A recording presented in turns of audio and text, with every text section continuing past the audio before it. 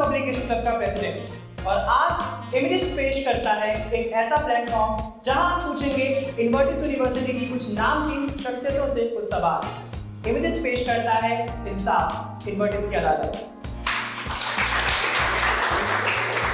और इस कार्रवाई में मेरे साथ देने के लिए आ रहे हैं हमारे जज प्रोफेसर अरविंद कुमार शुक्ला जी।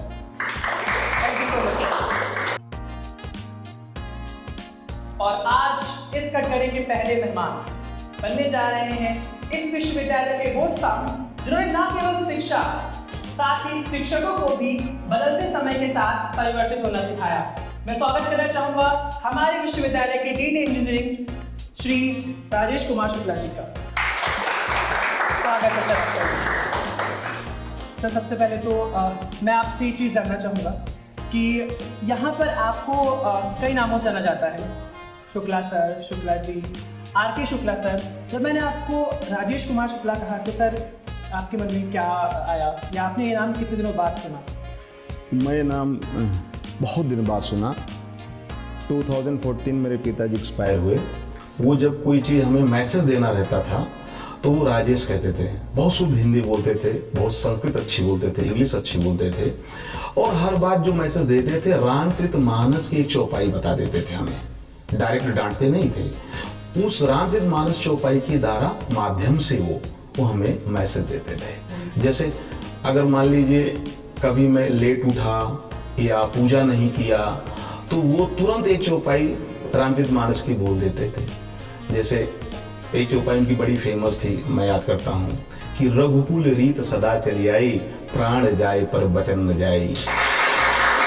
तो राजेश नाम शायद मैं खुद ही कंफ्यूज कर जाता हूँ, और मेरा तो ऐसा नाम हो गया कि अगर कोई फोन आता है, अगर बता दिया मैं राजेश कुमार शुक्ला बोल रहा हूँ या आर.के. शुक्ला बोल रहा हूँ, तो कहते हैं नहीं मुझे शुक्ला सर से बात कराइए। तो मुझे खुद कहना पड़ता है भैया मैं शुक्ला सर बोल रहा हूँ, बताइए। तो शुक्ला सर मेरा एक तरह से नाम हो गया, अब सर नेम नहीं रह गया शुक्ला। तो एक लोगों ने एक जगह में बात कर रहा था तो मैंने कहा हाँ मैं शुक्ला सर बोल रहा हूँ। तो आदमी ने टोका हमें कि आप अपने आप को सर कहते हैं? हम कहे नहीं सर नहीं कहते हैं, हम अपने आप को शुक्ला सर इसलिए कहते हैं कि मेरी आइडेंटिटी बन गई है। उसी समय आदमी पहचानता नहीं, इसलिए। और बहुत अच्छा लगा, राजेश कुमार शुक्ला हमारे पिताजी कहा करते थे, और बहुत अच्छा लगा सुनकर। बहुत ही बेबाक तरीके से अपने जो तथ्य होते हैं उनको रखते हुए देखा है। तो आप कभी अपने बेबाकपन या ब्लंटनेस की वजह से मुश्किल में पड़े हैं? बहुत मुश्किल में पड़े, कई बार पढ़े, एक बार नहीं पढ़े हैं। बरेली के इतिहास में पहली बार ऐसी हुई, 2010 में मैंने एक मकान खरीदा, रजिस्ट्री कराई, और वो रजिस्ट्री मिसप्लेस, मूल दस्तावेज मिसप्लेस हो गया, ओरिजिनल कॉपी मिसप्लेस हो गई, रजिस्ट्री विभाग से हो गई। और ये यूपी का उत्तर प्रदेश से एक नया केस था हमारे लिए, और उसमें मैंने, आप जानते हैं रजिस्ट्री विभाग में जो सिस्टम है आपको देना पड़ता है, हमने कुछ पार्ट दिए कुछ नहीं दिए, उसके कारण हमें बहुत सजा भुगतनी पड़ी, बहुत लड़ा। हालांकि हमारे नाम से एक सर्कुलर बना है रजिस्ट्री विभाग में, उत्तर प्रदेश सरकार ने मेरे नाम से सर्कुलर बनाया कि अगर किसी व्यक्ति रजिस्ट्री होती है तो उस सब रजिस्ट्रार की जिम्मेदारी होती है उस व्यक्ति को बुला के अपने हाथ से देना, ये उसकी नैतिक जिम्मेदारी है मेरे नाम से। उसमें हमने बहुत स्ट्रगल किया, और जब मैं बहुत परेशान हो गया, यहाँ नेताओं का दबाव पड़ने लगा और सबका दबाव पड़ने लगा, तो मैं चांसलर सर के पास गया, और मेरा अमर उजाला दैनिक जागरण में सेकंड पेज पूरी फोटो निकली हुई थी, और बहुत ज़्यादा विवाद हो गया। कहीं ये क्या हुआ, मैंने बताया, हम कहे सर आपकी हेल्प चाहिए, अदरवाइज तो हमें ये जीने नहीं देंगे। तो सर ने तुरंत फ़ोन किया, जितने लोग थे सबको कहा भाई देखो इंसाफ की बात करो, ऐसे परेशान मत करो। और मैंने भी तय कर लिया पीछे नहीं हटूंगा चाहे जो हो जाए। अध्यापक हो तो क्या हुआ, सत्य के साथ रहना चाहिए। और फिर मैंने लड़ाई लड़ी, और सब रजिस्ट्रार साहब जो है ट्रांसफर हुआ, सस्पेंड हुए, आजीवन 2 इंक्रीमेंट बंद हुए, और 16 पेज का जो है वो है 16 पेज का वो है जजमेंट है उत्तर प्रदेश सरकार की तरफ से, मेरे पास अभी भी है। और ये हमें मिली जानते हो बेबाक बोलने के कारण। तो ऐसी नहीं, कई घटनाएं ऐसी हैं जो मेरे साथ हुई। मैं स्ट्रेट फॉरवर्ड बोलता हूँ, जो मन में आता बोल देता हूँ, रखता नहीं। सर तो आपने मतलब आपदा में भी अवसर ढूंढ लिया, इसमें भी? हाँ ढूंढ लिया, आपदा में अवसर ढूंढ लिया। और उसके बाद एक बार क्या हुआ, जब ये शुरू में प्लांट का काम चला तब सपा सरकार थी, आजम खान साहब मिनिस्टर थे, और चूंकि इन्वर्टिस बहुत तेजी के साथ बढ़ रहा था और सर हमारे बहुत यंग हैं और तेज तर्राक हैं, तो उन्होंने, उनका अपना विजन है, उन्होंने बात नहीं मानी लोगों की, और लोग जो कि गलत तरीके से लोग बात मनवाना चाहते थे। तो हमने क्या किया, यहाँ पे सड़क जाम कर दिया रोड पे बच्चों को लेकर के।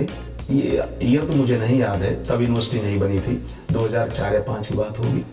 तब राम बहादुर सिंह एसपी हुआ करते, तब तो रिटायर हो गए हैं। उन्होंने कहा हमें कि आप अंदर जाइए, आपको हम बंद कर देंगे। हमारे साथ बच्चों की फौज थी। हम कहे ठीक है, आप बंद कर दीजिए, हम चलने के लिए तैयार है, लेकिन ये जाम खुलेगा नहीं जब तक सर नहीं आ जाएंगे हमारे। सर वहाँ सर्किट हाउस चौराहा से जब आए, उन्होंने कहा तो जाम खुला। उसमें भी हमें परेशान होना पड़ा, बट नेचुरल है। देखिए, आप सत्य के साथ रहेंगे, सत्य का साथ देंगे, तो आपको संघर्ष तो करने का पड़ेगा। उसके लिए पीछे नहीं हटना चाहिए, किसी को नहीं हटना चाहिए। सर, आप विश्वविद्यालय से बहुत दिनों से जुड़े हुए हैं और आपने इसमें निरंतर परिवर्तन होते देखा है, लेकिन ऐसा कोई परिवर्तन जो अभी तक नहीं हो पाया और आप इस विश्वविद्यालय में देखना चाहेंगे, ऐसा कोई परिवर्तन है? हाँ, है परिवर्तन। विश्वविद्यालय में जो मैं देखना चाहता हूँ कि हमारे यहाँ अभी इंटरनेशनल स्टूडेंट्स हैं, इनके नंबर्स और होने चाहिए विश्वविद्यालय के स्तर पे। हाँ, नहीं, विश्वविद्यालय के स्तर से तो हैं, लेकिन हम अलग तरह के विश्वविद्यालय हैं, यहाँ और होने चाहिए बच्चे। होंगे, आने वाले समय में होंगे। हमारा कोलैबोरेशन चल रहा है, बाहर से हो चुका है, काफी बच्चे आते हैं, लेकिन और होंगे। हम चाहते हैं यहाँ जितना डाइवर्सिटी हो, जैसे इलाहाबाद, हाँ, विविधता होनी चाहिए। हमारे पास हर स्टेट से बच्चा लगभग है और होना भी चाहिए। तो क्या होता है, जो डाइवर्सिटी होती है तो डिफरेंट कल्चर होते हैं। ऐसे हमारे फॉरेन स्टूडेंट होंगे तो उनके डिफरेंट कल्चर होंगे, जिससे हम पूरे विश्व को समझ सकते हैं और विश्व को दिशा दे सकते हैं। हाँ भाई, ये कल्चर आपकी है, इसमें आपको ये इंप्रूवमेंट करना चाहिए, ये मैं चाहता हूँ। हमारे विश्वविद्यालय के विद्यार्थी जानते हैं जेएनएस सर को, जिनका पूरा नाम है जितेंद्र श्रीवास्तव। सर आपके बहुत अच्छे मित्र हैं, लेकिन देखिए, विद्यार्थियों की हंसी से ही आपको इससे पता लगेगा कि क्या मेरा सवाल होने वाला है। जेएनएस सर से आपका जो है एक जो बॉन्ड रहा है, मैं बॉन्ड की बात करें या जो आपका उनसे कनेक्शन रहा है, वो थोड़ा खट्टा मीठा रहा है। कई बार कुछ ऐसी मीटिंग्स होती हैं या इवेंट्स होते हैं जहाँ पर आप कुछ उनसे कहते हैं, वो आपसे कुछ कहते हैं, तो वो थोड़ा आप अपने और जेएनएस सर के बॉन्ड पे थोड़ा प्रकाश डालिए। कुछ किस तरह का प्रकाश चाहते हैं आप बताइए? जिस तरीके का प्रकाश आप डाल सके। कैसा आप पूछिए, मैं उसका जवाब दूंगा। सही बात है, वैचारिक मतभेद हैं, अभी भी हैं, वैचारिक मतभेद है उनसे हमारे। उसका एक कारण है क्योंकि जेएनएस यहाँ 2002 में ज्वाइन किए विश्वविद्यालय में है, और मैं बटने नेचुरल मैं सीनियर हूँ, तो मैंने एक एक चीज उनको सिखाया।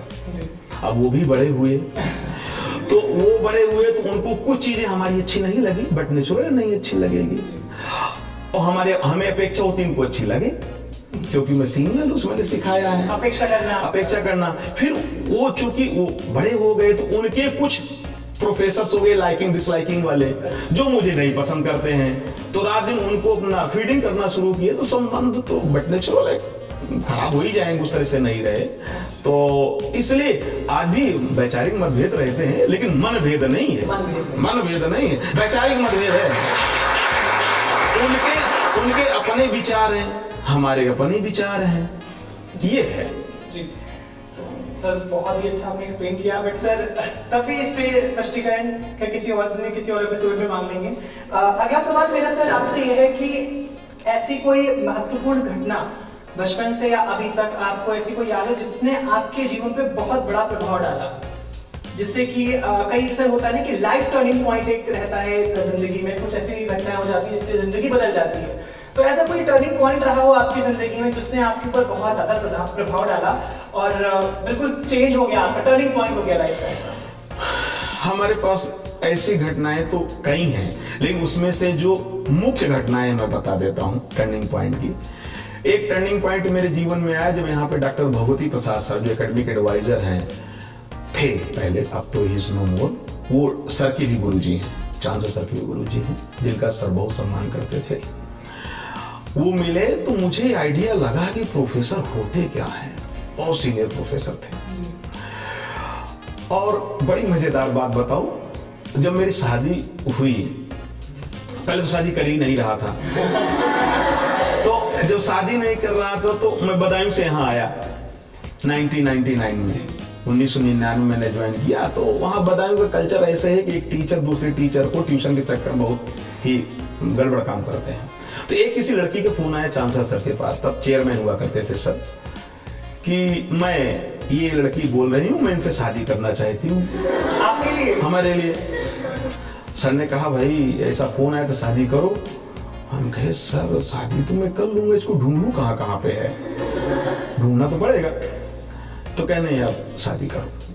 सर के कहने पे मैंने घर पे फोन कर दिया। तब ये मोबाइल फोन इतना नहीं था, पीएनटी से लैंडलाइन से जाके फोन किया कि मैं शादी करूंगा। तो मेरे घर वाले कंफ्यूज हो गए कि किसी को ढूंढ लिया है क्या शादी करेगा, क्योंकि मेरे यहाँ ये ऐसा अलाउड नहीं था कि आप जो है स्वेच्छा से गंधर्व विवाह कर लें, ये था नहीं। तो उनके नहीं आप लोग शादी ढूंढी। हालांकि शादी हुई, सर शादी में गए यहाँ से। और मेरी मिसेस उस समय एमए फाइनल में थी जो मेरी मैरिज हुई। उनका रिजल्ट आया तो मैंने आउट ऑफ कर्टसी सम्मान पूर्वक पीछे से जाके डॉक्टर साहब को फोन किया, दिल्ली में थे, कि डॉक्टर साहब कल्पना का रिजल्ट आ गया। मेरी मिसेस का नाम है कल्पना, मेरी धर्मपत्नी का नाम है कल्पना, और रिजल्ट आ गया और इनका बढ़िया नंबर नहीं आया, मजा नहीं आया। तो डॉक्टर साहब ने कहा चलो ठीक है कोई बात नहीं, मैं बरेली आता हूँ, उनसे मिलता हूँ, फिर तुमसे बात करूंगा। डॉक्टर साहब बरेली आए, मैं घर लेके गया, शाम का समय था, चाय वाय का इंतजाम किया, मेरी मिसेस भी थी। हाँ तो कहें डॉक्टर साहब ने हमसे कहा कि क्यों भाई राजेश, हम कहे हाँ सर बताइए, ये तुम कह रहे इनका रिजल्ट नहीं आया। हम कहे हाँ सर रिजल्ट अच्छा नहीं आया, मजा नहीं आया। तो सर ने कहा तुम्हें कौन सा नोबेल पुरस्कार मिल गया मेरी मिसेस सामने। तो मैंने कहा यार पढ़ना, जवाब भी नहीं दे सकते, जवाब नहीं दे सकता, पढ़ना बहुत जरूरी है। और सर से मैंने ये सीखा कि क्लैरिटी क्या है, कि मतलब कैसे क्लैरिटी होनी चाहिए। दूसरा इंप्रेशन पड़ा चांसलर सर से, जब मैं चेयरमैन से मिला, ये एकदम यंग, हमारी डेट ऑफ बर्थ सर की डेट ऑफ बर्थ एक है, 70 बॉन्ड वो है, 70 बॉन्ड मैं हूँ। 23 में बैठा करते थे, सब मर्सिडीज से आते थे, एकदम स्मार्ट हैंडसम, मोछे मोटी मोटी रखे, और बताया करते थे कि ये देखो वहां पे बनेगा, यूनिवर्सिटी बनेगी। हमें पता ही नहीं था विश्वविद्यालय प्राइवेट भी होता है, ये सब बनेगा, ये डिस्कशन होता था। तो मैंने कहा यार लाइफ अगर जिए आदमी कोई, तो जैसे सर जीते इसी टसन से जीना चाहिए, अदरवाइज नहीं जीना चाहिए। तीसरी घटना मेरे लाइफ में बहुत बड़ा इम्पैक्ट डाली है। यहाँ के डायरेक्टर एडमी हुआ करते थे आईजी सर एलपी मिश्रा जी, ग्रेट मैन। उनको 4 बार राष्ट्रपति पुरस्कार मिल चुका है, 4 या 3 बार। पुलिस विभाग में रह के आदमी इतना हम्बल हो सकता है, मैं कभी सोचा नहीं था। मैं तो बड़ा ही वो था, बच्चों के प्रति सख्ती करता था। सख्ती इसलिए करता था, मेरा ये होता था कि हो सकता है मेरी सख्ती करने से बच्चे सुधर जाएं, आगे बढ़ जाएं, इनके माँ बाप सुखी रहेंगे, समाज सुखी रहेगा। इसलिए आईजी सर की छाप हमने बहुत पड़ी। क्या ईमानदारी होती है, क्या सिंप्लिसिटी होती है, गजब के आईजी सर को प्रणाम मेरा यहाँ से हरिद्वार में, बहुत अच्छा था। ये 3 घटनाएं मैं कभी नहीं भूलता हूँ। डॉक्टर साहब, मेयर बरेली जो होने जा रहे हैं फिर से दोबारा, चांसलर सर, और retired IG UP police Shri LP Mishra ji, ये 3 घटनाएं मेरे दिमाग से कभी नहीं हटती। बहुत बहुत धन्यवाद सर। ये आपने जो आपने ये स्वर्ण जो है आपकी जिंदगी में शेयर की है सर, बहुत ही अच्छा। Always I remember IG sir को हमेशा। लेकिन सर एक चीज हमें और पता चल गई कि कुछ जैसे मैम जो है एक ऐसी पर्सनैलिटी है जिनके आगे आपकी बोतल बंद हो जाती है। भाई देखो ये तो स्वाभाविक क्रिया है। आप घर में अपने पापा को देखो, जो उनकी दशा वो मेरी दशा, मैं अलग थोड़ी हूँ। सर वैसे हमारी मल्टी यूनिवर्सिटी में बहुत सारे इवेंट्स होते रहते हैं, बहुत सारे कार्यक्रम होते रहते हैं, लेकिन एक आरोप जो आया है आपके ऊपर, बहुत संगीन आरोप लगाया गया है कि जो इवेंट्स होते हैं उनकी सराहना करने से ज्यादा आप उनकी समीक्षा करते हैं, या उनमें से कोई आपको जो रहता है कुछ आपको सही नहीं लगता है तो आप उसको तुरंत वहीं पे बोल देते हैं। हाँ वही तो इस ऑन द स्पॉट बोल देता हूँ, सही बात है, इसलिए बोलता हूँ उसमें सुधार हो जाए। बुरी बुरी करने वाले तो बहुत मिल जाएंगे, आप बहुत अच्छे लगते हैं, आप ऐसे हैं, अरे बताओ अच्छे लग रहे हो ठीक है, सुधार की क्या गुंजाइश, वो बताओ सुधर जाएगा। जैसे तुम बहुत स्मार्ट लग रहे हो, हाँ गुंजाइश अभी भी है सुधरने की, ये तो होना चाहिए ना। लेकिन सर जैसे चलते हुए इवेंट में बीच में कई बार हुआ कि आपने जब आपको बुलाया गया माइक पे और आपने वहां पे जाके कह दिया कि ये गलती थी या वो गलती थी, तो सर उसके बारे में मतलब ऑन द स्पॉट नहीं, और केस में क्या फर्क पड़ता है, सुधार करो, अपना करेक्शन करो। अब कोई अगर बाहर से आदमी आया है तब मैं नहीं बोलता हूँ, क्योंकि अपने घर की बात है तब बोलता हूँ। बाहर का है तो चुप रहता हूँ, फिर चुपके से बुलाता जरा इधर आ जाओ, सही को ज्यादा खतरनाक होता है। हाँ बाहर से आता तो हमारी ये सबकी ड्यूटी बनती है कि उस प्रोग्राम को संभालना, फिर उस पर करेक्शन करना।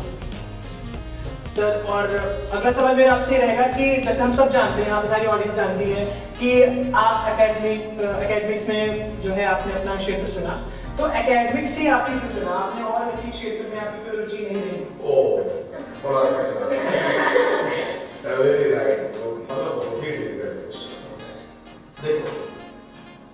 मैं लखनऊ विश्वविद्यालय का छात्र था, स्टूडेंट, और तिलक हॉस्टल में रहता था। हमने कभी नहीं सोचा था मैं प्रोफेसर बनूंगा, टू वेरी फ्रैंक, कभी नहीं सोचा था। वहां मैं अखिल भारतीय विद्यार्थी परिषद से जुड़ा, तो दिमाग में था कि चूंकि वहां स्टूडेंट पढ़ता है तो विधायक मंत्री के नीचे कोई कुछ सोचते नहीं है, तो इससे नीचे तो होंगे नहीं। प्रोफेसर ये तो कभी सोचा, सपने में नहीं सोचा था मैंने। लेकिन कुछ ऐसे इंसिडेंट्स हुए, घटनाएं हुई कि मेरे घर से मैसेज मिला मेरी माता जी का, जिनको मैं अम्मा कहता हूँ, कि तुम्हें लखनऊ विश्वविद्यालय अभी छोड़ना पड़ेगा, जहां जाओ जाओ चले जाओ। तो मैं बदायूं आ गया। बदायूं मैंने सुना भी नहीं था, बदायूं कहाँ है। मेरा एक फ्रेंड था उमाकांत वाजपेयी, गोल्ड मेडलिस्ट थे लखनऊ यूनिवर्सिटी के, तो वो कमीशन से उनका सिलेक्शन हुआ था। मैं फोन किया पीसीओ से, तो एक मरुधर एक्सप्रेस चलती थी लखनऊ से, छोटी लाइन की, उसी बैग में बदायूं उतरा, देखा इतना छोटा शहर, कहाँ लखनऊ कहाँ बदायूं। मन में सोचा मर गए, क्या हो गया। गए वहां गए, चलो ठीक है हम सिविल की तैयारी करेंगे, करने लगे। हमने आईएएस मेंस दिया है, पीसीएस मेंस दिया है, ठीक है, तैयारी करने लगे। वहां से कैरियर शुरू हो गया।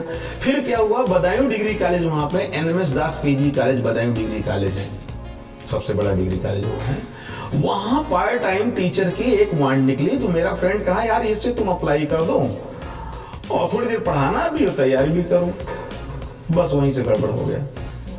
मैं गया, इंटरव्यू दिया, तो इंटरव्यू में एक्सपर्ट जो बैठे थे वो प्रिंसिपल रह चुके हैं बदायूं में, डॉक्टर संजीव सक्सेना, वो एक ले मैथमेटिक्स से, उनसे मेरी कुछ हार्ट टाक हो गई स्वभावता किसी टॉपिक पे लेकर के। लेकिन मैनेजमेंट कमेटी ने देखा कि मैं सही हूँ, भले बच्चा हूँ अभी। मैं तब 26 का था जब वहां पढ़ाने डिग्री कॉलेज पहुंचा था।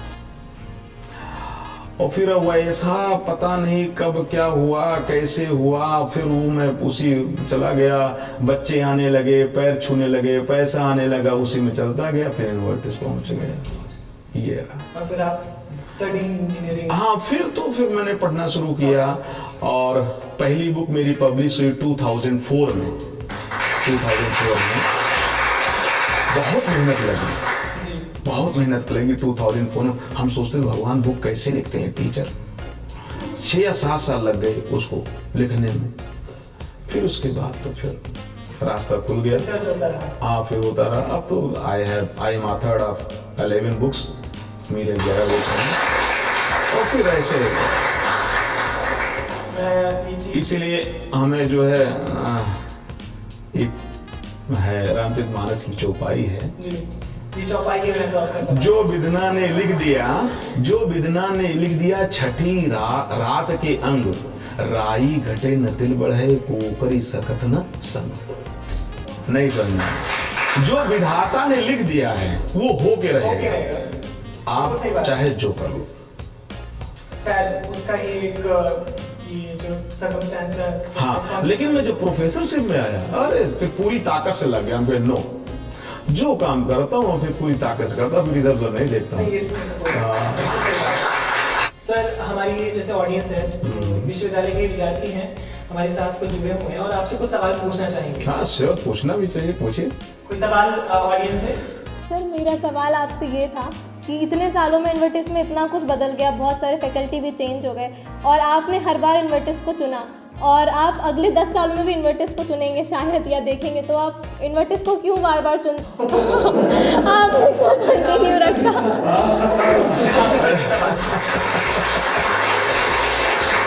बात सही है, बहुत अच्छी बात सही, एकदम सही है बेटा। जब कोई अपना घर चुन लेता है ना, तो उस घर में किराएदार तो चले जाते हैं, मकान मालिक नहीं जाता है। क्या जाता है? हमने तो अपना घर मान लिया है, तो मैं कहाँ जाऊं? बिल्कुल से शुक्ला जी टाइप आंसर है। हाँ, मैंने तो मेरा घर मान लिया है, तो मैं कहाँ जाऊं? जब घर नहीं मानोगे, ऐसे किराएदार रहोगे, तो दिमाग में आएगा चलो जहाँ किराया कम मिले या किराया ज्यादा मिले वहां मैं चला जाऊं। मेरे साथ ऐसा नहीं है, किराया कम मिले तो सही, ज्यादा मिले तो सही।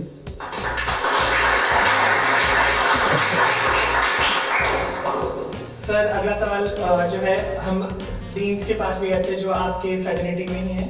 सबके पास कुछ ना कुछ सवाल हम लेके आए थे, टीचर्स से मिले, स्टूडेंट से मिले, आधी रिसर्च वर्क किया हमने पीछे। और उसमें से एक सवाल ये था कि आप, क्योंकि आपने ज़्यादातर आपके जो एस्टेब्लिशमेंट्स रहे हैं उसके बारे में आपने बताया है इवेंट्स में, हमारे जो भी रहते हैं या अभी टॉक शो में, इसमें और भी आप टॉक शोज हो चुके हैं उसमें बताया है, बट कभी भी आपने अपने किसी पछतावे के बारे में नहीं बताया।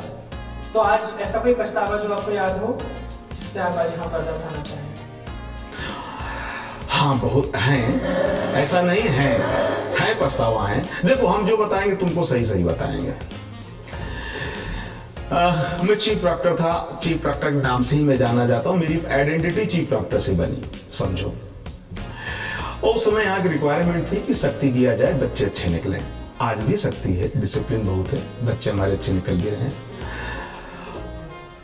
मेरा बड़ा बेटा जब शायद, अब मुझे याद नहीं यार, 5 या 6 साल का रहा होगा या 7 साल का रहा होगा, तो मेरे साथ आ गया, वो ऑफिस आ गया, आता था तो ऑफिस बैठा था, मैं भूल गया कि वो बैठा हुआ है ऑफिस में, और एक बच्चे को मैंने पनिश किया।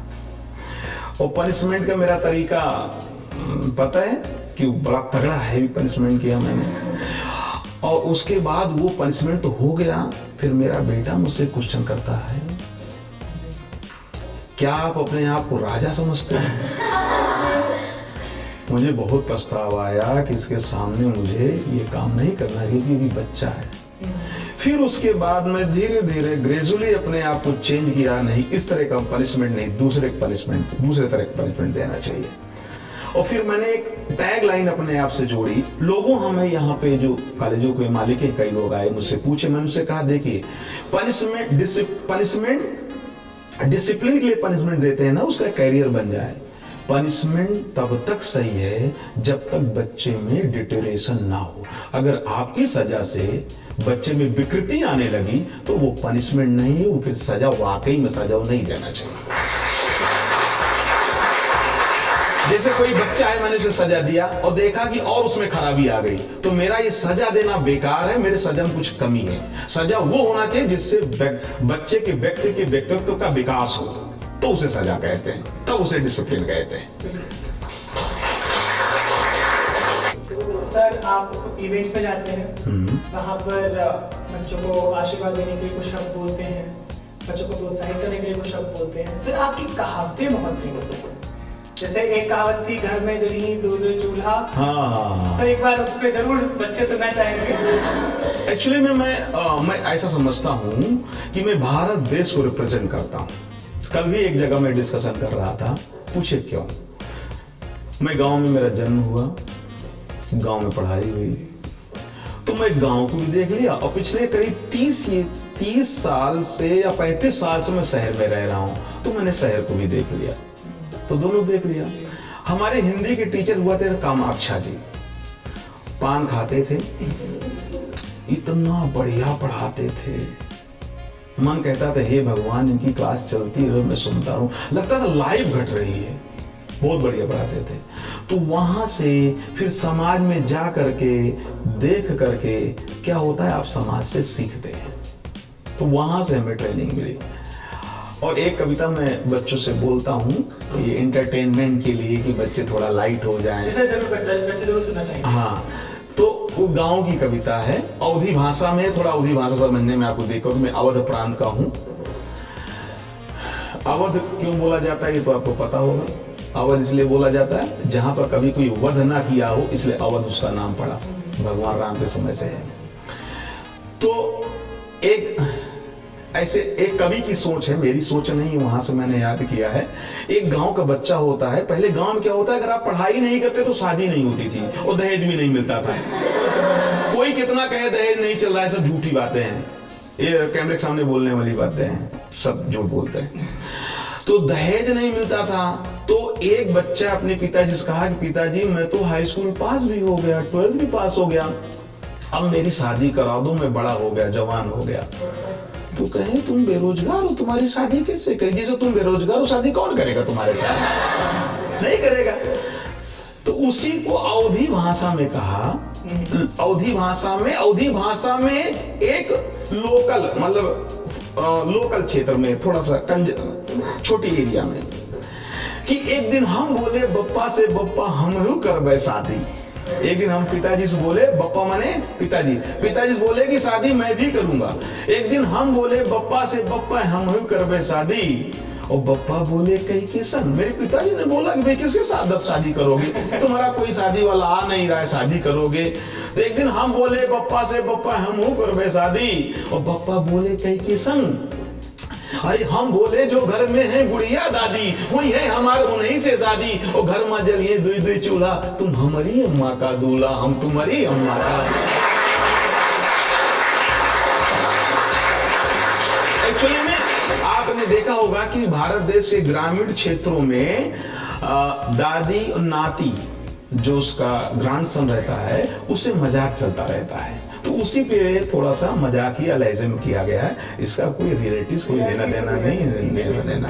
नहीं, कहावतें जो आप सुनाते हैं या जो छंद जो आप सुनाते हैं बच्चों को, सर इससे काफी ऊर्जा का संचार रहता है, ये हम सब मानते हैं। हम भारत देश के हमें समझना चाहिए, भारत देश के बारे में पढ़ना चाहिए, जानना चाहिए, इसलिए सुनाता हूँ मैं। अब मैं बुलाना चाहूंगा मेरी सहायिका अनुष्का जायसवाल को, जो कि अब आपसे सवालों का सिलसिला जारी रखेंगी। तो तालियों से स्वागत करिए। सर, हमने देखा है कि आप आज की मीडिया को पसंद नहीं करते, ऐसा क्यों? हमें ऐसा लगता है कि मीडिया चापलूसी करती है, इसलिए मैं पसंद नहीं करता। और आपने देखा कि पहली जैसी मीडिया नहीं है जो बिना लाग लपेट के बोले। जो मीडिया बोलती है तो मुझे लगता है कहीं इनका किसी तरफ पक्ष झुका हुआ है, वहां पे हित अनित छिपा हुआ है, इसलिए मुझे अच्छा नहीं लगता। कि कुछ तो चैनल ऐसे ही हैं, वो लगता है नहीं कि वो मीडिया है, वो तो लगता है कि गवर्नमेंट के रिप्रेजेंटेटिव में बोल रहे हैं। इसलिए मैं कहता हूं कि मीडिया जो है अपना काम जो करना चाहिए नहीं कर पाए। तुम्हें बता दें हम इस पे, भारत देश के प्रथम प्रधानमंत्री पंडित जवाहरलाल नेहरू ने रामधारी सिंह दिनकर को राज्यसभा सांसद बनाया था। तो पहले दिन रामधारी सिंह तो राष्ट्र कवि थे। रामधारी सिंह दिनकर ने, आप साक्ष्य हैं देख लीजिएगा, जाके सरकार की धज्जियां उड़ा दी। तो उनसे पूछा शाम को मीडिया ने कि पंडित जी ये बताइए, आपने इनको राज्यसभा सांसद बनाया और आपकी सरकार की, आपकी नीति बहुत बुराई किया। तो उनका जवाब था कि हमें इनको जिस लिए बनाया गया तो वो काम कर रहे हैं, कोई इसलिए नहीं बनाया कि मेरी प्रशंसा करें, मेरी सरकार की प्रशंसा करें। ठीक है, मीडिया का काम बिल्कुल निष्पक्ष होना चाहिए एकदम, जैसे आप लोग कर रहे हो। हमारे यहाँ यूनिवर्सिटीज की मीडिया बहुत अच्छी है, तो बहुत अच्छा काम करता है। सर, सफलता के लिए आप छात्रों को कौन सी अध्ययन योजना सुझाएंगे? अरे बड़ी सिंपल सरल योजना, अध्ययन योजना। छात्र अपने प्रति ईमानदारी बरते, बस ईमानदारी से पढ़ाई करें। वो पढ़ाई के अलावा जो काम करते हैं, जैसे जो उनका धर्म है पढ़ना, पढ़ने के अलावा जो काम करते हैं वो खराब है। पढ़ ले, सारी जिंदगी बची है काम करने के लिए, सारी लाइफ है। सर, मेरा एक सवाल है। सर, आपकी फेवरेट हीरोइन कौन है? कई बार बच्चों ने पूछा कि सर क्या आप भी प्यार करते हैं? बच्चों ने पूछा है, क्लास पूछा। तो मैंने, भाई देखो, क्या मेरे दिमाग में आता है, क्या मैं मनुष्य नहीं? जो मनुष्य के जितने गुण धर्म होते मेरे पास भी है, ऐसा थोड़ी मेरे पास नहीं है। मैं कोई सन्यासी थोड़ी हूं, लेकिन हर चीज की मर्यादा है। मैं प्रोफेसर हूं, बच्चों पढ़ाता हूं, तो हमारी अपनी मर्यादा है। और ऐसा तो हो नहीं सकता कि किसी को हीरो हीरोइन ना पसंद हो। हाँ, हमें भी पसंद है, हमें सबसे अच्छी लगती हैं हेमा मालिनी।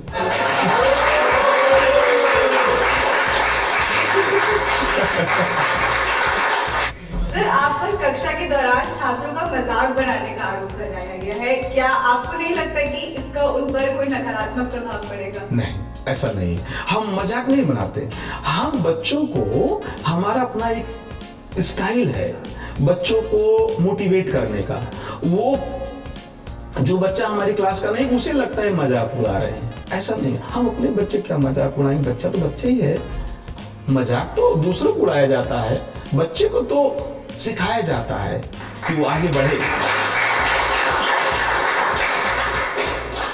वह कौन सी सलाह होगी जो आप 25 साल के राजेश को देना चाहेंगे?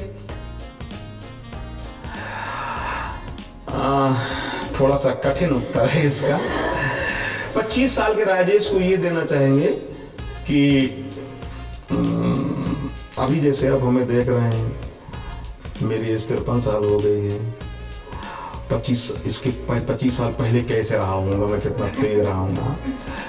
तो क्या होता है, जब आप बहुत ज्यादा एग्रेसिव होते हैं तो ना चाहते हुए भी किसी का अपमान हो जाता है, किसी का अपमान हो जाता है, उसका हृदय दुखी हो जाता है, ना चाहते हुए भी। इस चीज से बचना चाहिए। और मैं राजेश को यही सलाह दूंगा कि भाई, किसी का हृदय ना दुखी हो तुमसे, प्रयास ये करो। सब कुछ भी जो आप सामान्य रूप से फैकल्टीज के बारे में नापसंद करते हो, जिसे आप परिवर्तित करना चाहते हो? हाँ, नापसंद करता हूँ फैकल्टी के बारे में। जैसे मैं कहता हूँ कि आपका, देखो, जो आपने प्रोफेशन चुन लिया, टीचिंग का प्रोफेशन चुन लिया, तो इस प्रोफेशन को ईमानदारी से निभाइए। जैसे समय से क्लास जाइए, समय क्लास से आइए, और जो आप पढ़ाते उससे हट करके बच्चों को बताइए क्लास में। ये यूजीसी कहता है, हमारी शिक्षा पद्धति कहती है कि आपको पढ़ाना के लिए काम नहीं, उस बच्चे को दिशा दिखाना है कि देश में चल क्या रहा है, तुम हो क्या, तुम्हारे संस्कार कैसे हैं, ये सिखाना एक टीचर का काम है। जैसे पहले गुरुकुल व्यवस्था हुआ करती थी, गुरुकुल में सब सिखाया जाता था। भगवान राम चारों भाई गए थे वशिष्ठ के पास, तो गुरु वशिष्ठ ने क्या किया? सिर्फ पढ़ाई के लिए थे बताया, सारी विद्याएं उनको दी, सारी विद्याएं दी। इसलिए हर टीचर का धर्म होता है कि जो सिलेबस उसको पढ़ाने के अलावा भी समाज के बारे में बताए, समाज का चिंतन बताए, समाज कहां जा रहा है, क्या हो रहा है, देश में क्या होना चाहिए, इस पे बताना चाहिए, जिससे बच्चे का बहुमुखी विकास हो सके, एक जागरूक बच्चा भी बने। बने। इस सिलसिले को जारी रखने के लिए अब मैं अपने सहयोगी दिपेश पांडे को बुलाना चाहूंगी।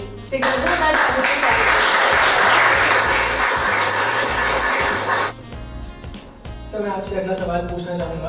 पूछिए। कि आप अपने बेटे को क्या संदेश देना चाहेंगे? क्योंकि सर, आपने जो है, you have put your feet in the shoe of a professor also, आप एक फादर भी हैं, और सर काफ़ी चीज़ों में आप हैं, इन्वॉल्व रहते हैं, तो अपने बेटे को क्या संदेश देना चाहेंगे इस प्लेटफॉर्म के माध्यम से? वैसे मैं संदेश दे चुका हूँ और इस प्लेटफॉर्म के माध्यम देना चाहता हूँ। मैं अपने मेरे दो बेटे हैं, दोनों से कहता हूँ कि ऐसा कुछ काम करो, ऐसा कुछ काम करो कि नाम हो जाए, और ऐसा काम करो समाज के काम आओ। ऐसा नहीं तुम जो है पैसा कमाते रहो अपने लिए, कोई ऐसा काम करो जिससे समाज का भला हो सके, समाज के काम आ सको। और दूसरा कहता हूँ भाई देखो, सही से रहो। आजकल के जो अवगुण हैं, अवगुण समझ रहे हो तुम लोग, बच्चों में आजकल के जो न्यू जनरेशन जो अवगुण है, हमके भाई इससे दूर रहना अदरवाइज हमारी तरफ से तुम्हारा दरवाजा बंद है तुम्हारे लिए, एकदम स्ट्रेट फॉरवर्ड। और उनसे मैंने कहा कि जो काम करो बढ़िया करो, जो मन कहे वो करो, लेकिन ऐसा करो कि भारत देश के काम आ जाओ, इस देश के काम। सर स्टूडेंट्स की तरफ से एक सवाल मैं लेकर आया हूँ। हाँ पूछिए। सर बहुत ही कॉमन सवाल ये, और ये सवाल सर इनफैक्ट कुछ टीचर्स ने भी कहा पूछने के लिए आपसे। तो नाम तो मैं नहीं बताना चाहूंगा, लेकिन सर ये सवाल है सर, काफी मेजॉरिटी ने पूछा है कि सर जब आपको विश करते हैं तो आप उस विश का कभी कभी रिप्लाई नहीं करते हैं। एक्चुअली मैं आप एकदम सही बात है, हमारे हाँ हमारे पर ये आरोप लग चुका है, आज भी लग गया कि हम इसका जवाब नहीं देते। हम देते हैं, कभी कभी क्या होता है कुछ सोचते रहते हैं ना, तो जैसे किसी ने नमस्कार किया तो मैं कहता हूँ नमस्ते, अपने आप मन में कर लेता हूँ नमस्ते, तो मुझे लगता है उसमें पहुंच गया, और जब तक उसके पास पहुंचता नहीं है तो उसे ऐसा कंफ्यूजन होता है। हम मन में कर लेते हैं लेकिन उसके पास वो एक्सप्रेशन नहीं आ पाता, तो अब मैंने उसका दूसरा स्टाइल ढूंढ लिया। कोई क्या गुड मॉर्निंग मैं बोलता नहीं, मन में चला हाँ जी हाँ नमस्ते, अब हाथ उठाने लगा, क्योंकि कई लोगों ने ऐसा कहा। मैं ऐसा जानबूझ के नहीं करता, बच्चे तो बच्चे हैं, सबको आशीर्वाद देते हुए चलता हूं, मैं ऐसा करता नहीं। और सर अब सवाल ले लेते हैं हमारी ऑडियंस से कोई सवाल अगर सर से पूछना चाहे तो। सर मैं आपसे ये पूछना चाहूँगी कि आप बहुत ही बेबाक और निडर हो, जो आपको सही लगता है आप कह देते हो कि हाँ ये सही है, और जिसमें आपको गलत लगता है बता देते कि हाँ ये गलत है और इसमें सुधार करो। तो आपके बेबाक और निडरता के पीछे इंस्पिरेशन कौन है? हाँ बात सही, बहुत अच्छा क्वेश्चन पूछा, बहुत बढ़िया प्रश्न है। देखिए आप बेबाक आंसर, ऐसा मैं समझता हूँ बेबाक आंसर तब दे सकते जब आपको कोई छल कपट ना हो, कोई भय ना हो। मुझे भय नहीं रहता, जो अच्छा लगता है बोल देता हूँ, जो बुरा लगता है उसे बोल देता हूँ, उसे बोल दे। इसके पीछे मेरे पिताजी का हाथ है, वहाँ की हमारी बॉर्न ब्रॉटअप जहाँ हुआ मैं, ऐसे संस्कार दिए गए, ऐसा उन्होंने सिखाया कि जो जैसा है वैसा बोल दो, उन्हीं की देन है जो मैं बोल देता हूँ। वो भी हमारे पिताजी से बोलते थे। उनसे लोग बहुत नाराज हो जाते थे, लोग रिश्तेदार हमारे नाराज हो जाते थे। एक तो हमारे रिश्तेदार आना बंद कर दिए, इतना नाराज हो गए। और मेरे दीदी के वो थे फादर इन लॉ थे, हमारे मानने हुए बहुत दिक्कत हुई, लेकिन वो सीधा बोल देते थे। तो वहीं से हमने उसका सीखा कि जैसा है वैसा बोल दो, कौन पेट में रखे, चलो भाई आगे बढ़ो।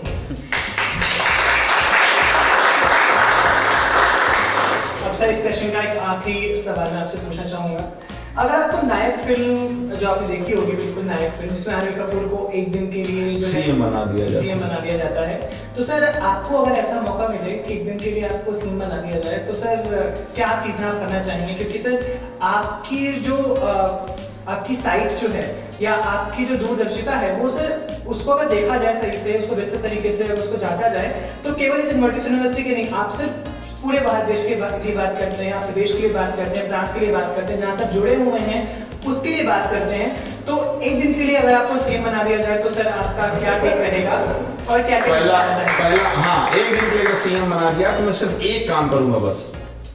ये जो हमारा यूपी बोर्ड है, माध्यमिक शिक्षा, ये जो यूपी बोर्ड है, इसको मैं सही कर दूंगा। आपको पता नहीं होगा, जेईई मेन का रिजल्ट आया, अभी लेटेस्ट आया, जेईई मेन का रिजल्ट आया। पूरे इंडिया भर में 41 बच्चे को 100% है, 41 बच्चों को 100% है, जिसमें से तेलंगाना एक छोटा सा स्टेट है जिसकी पॉपुलेशन लगभग 3.5 करोड़ है, 3.5 करोड़ पॉपुलेशन है, वहां से 11 बच्चों को 100% लाए हैं। हमारे उत्तर प्रदेश की पॉपुलेशन 20 करोड़ से ज्यादा, लगभग 24 से 25 करोड़ पॉपुलेशन है, और यहाँ से सिर्फ 3 या 4 बच्चों का सिलेक्शन हुआ है। ये क्या जानते हैं? ये है कि हमारे जो एजुकेशन सिस्टम है, जो प्राइमरी बेसिक का है, वो गलत हो गया है, उसे हमें सही करना है। क्योंकि वहां ऐसा क्या कर दिया कि 11 बच्चे 3.5 करोड़ में से आ रहे हैं, और जहां 24 करोड़ 20 करोड़ पॉपुलेशन, वहां 4 बच्चों का सिलेक्शन हो रहा है। ये आगे चल के उत्तर प्रदेश को बहुत पीछे कर देगा। उत्तर प्रदेश जाना जाता है किस लिए जानते हैं? पूरे विश्व को दिशा देता है। बनारस सब जानते हैं, इलाहाबाद विश्वविद्यालय सब जानते हैं।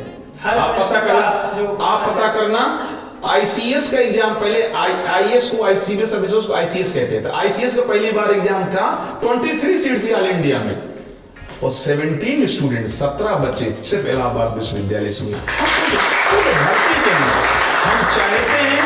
हम चाहते हैं व्यक्तिगत रूप में, एक प्रोफेसर मैं चाहता हूं कि उत्तर प्रदेश का वही सम्मान, वही गौरवपूर्ण मिले जो पहले हुआ करता था। अब गड़बड़ हो गया, हमारा जो एजुकेशन सिस्टम है, यूपी बोर्ड है, ये गड़बड़ हो गया है, ये खराब हो गया है, इसको सही करने की जरूरत है। नहीं हमारा रिप्रेजेंटेशन खत्म हो जाएगा।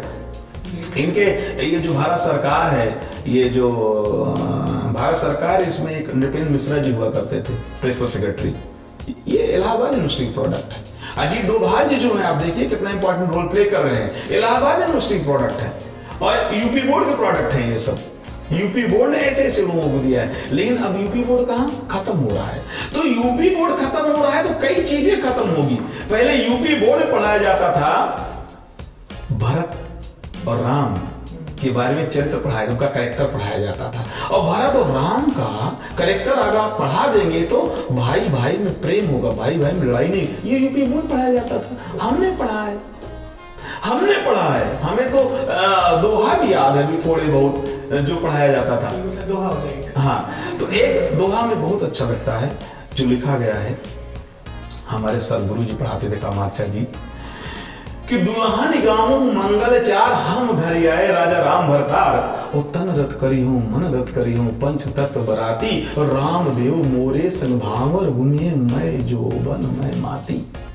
ऐ सौभाग्यवती स्त्रियों, मांगलिक चार गीत का गुणगान करो। सौभाग्यवती उसे कहते हैं जो शादीशुदा रहती है, जो सिंदूर लगाए रहती है। भारत देश की सभ्यता के बारे में, भारत देश का अपना कल्चर है, जो सिंदूर लगाए रहती है, उससे कहते हैं कि ए सौभाग्यवती तो मांगलिक चार गीत का गुणगान करो। मंगलाचार आरती होती है मंदिरों में, मांगलिक चार गीत का गुणगान करो, क्योंकि आज हमारे यहाँ कौन आ रहा है? भगवान राम साक्षात आ रहे हैं, भगवान राम आ रहे हैं। और उनके साथ आज मेरी शादी होगी, उनके साथ आज मेरा विवाह होगा, क्योंकि मैं पूर्ण रूप से जवान हो चुकी हूँ, मदमस्त हो चुकी हूँ। उन्हीं के साथ मेरे 7 फेरे लगेंगे, 7 फेरे लगेंगे। तो ये पढ़ाया जाता था उत्तर प्रदेश बोर्ड में, सीबीएसई बोर्ड में नहीं पढ़ाया जाता, आईसीएसई बोर्ड में नहीं पढ़ाया जाता। मेरे दोनों बेटे हालांकि सीबीएसई बोर्ड के हैं, क्या करें, जैसा देश वैसा भेष, उस कंपटीशन में हम भी चले गए। लेकिन मैं उनसे कहता हूं कि बच्चे, बेटा तुम पढ़ो, कबीर को पढ़ो, सूर को पढ़ो, तुलसी पढ़ो, रैदास पढ़ो, रसखान पढ़ो, रहीम पढ़ो, मलिक मोहम्मद जैसी को पढ़ो, तब तुम समझोगे कि भारत हरिश्चंद्र को पढ़ो, मुंशी प्रेमचंद को पढ़ो, तब समझोगे कि भारत देश है क्या, तब समझ में आएगा कि भारत देश है।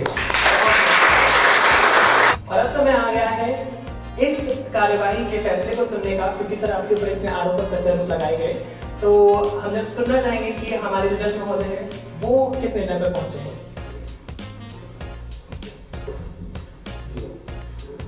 ये अदालत प्रोफेसर राजेश शुक्ला पर लगे तमाम आरोप और प्रत्यारोप की सुनवाई पूरी कर चुकी है। बहुत सारे सवालात पूछे गए, जिसमें 13 तीखे सवालात पूछे गए। हर सवाल का जवाब प्रोफेसर शुक्ला ने बड़ी साफ़गोई और बेबाकी के साथ दिया है।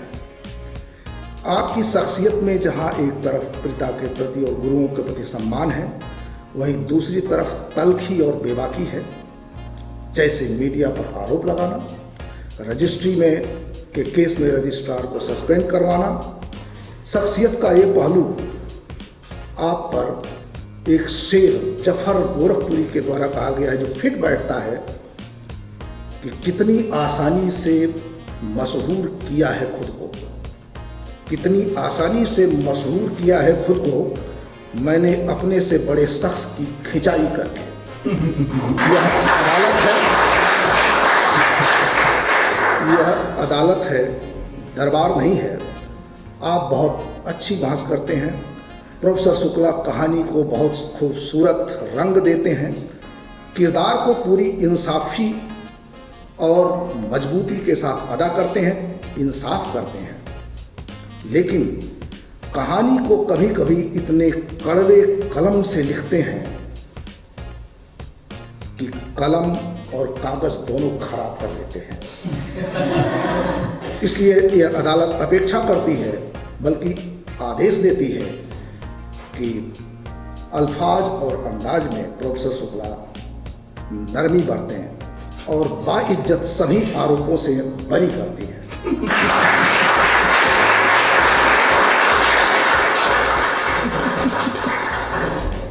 कमेस्टर पब्लिकेशन क्लब सर आपकी तरफ कृतज्ञता प्रकट करता है कि आप हमारे शो का हिस्सा बने और प्रोफेसर अरविंद कुमार शुक्ला सर का कृतज्ञता प्रकट करता है कि सर आपने जज का जो रोल है बहुत बखूबी निभाया।